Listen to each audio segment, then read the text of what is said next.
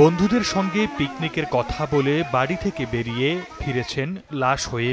২৬ বছরের টকবগে যুবক সালমানের মৃত্যুতে শোকে বিহ্বল পরিবার।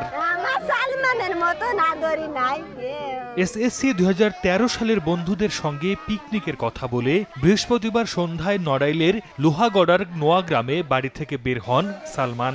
রাতে বন্ধুদের একজন এসে বাড়িতে পিকনিকের রান্না করা মাংসও দিয়ে যান। এরপর পরিবারের লোকজন সালমানের মোবাইল নম্বরে কল দিলে বন্ধ পায়। শুক্রবার সকালে পার্শ্ববর্তী কাউলিয়াডাঙ্গা বিল থেকে তার রক্তাক্ত মরদেহ উদ্ধার করে পুলিশ। স্বজনদের অভিযোগ, পরিকল্পিতভাবে হত্যা করা হয়েছে সালমানকে। পিকনিক করতে গেছিল রামকান্তপুর নদীর কিনারে, তো ওইখানে যাইয়ে বাড়ি আর ফিরি নেই।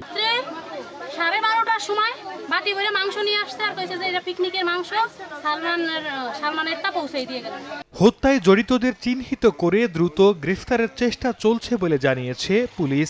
তাকে প্রাথমিকভাবে আঘাতের মাধ্যমে হত্যা করা হয়েছে বলে প্রাথমিক আমাদের ধারণা। এই ঘটনার সাথে আমরা যারা জড়িত আমরা তাদেরকে খুঁজে বের করার চেষ্টা করছি এবং আসামি ধরার জন্য আমাদের অভিযান অব্যাহত আছে। সালমান বালু ব্যবসার সঙ্গে জড়িত ছিলেন। সময় সংবাদ, নড়াইল।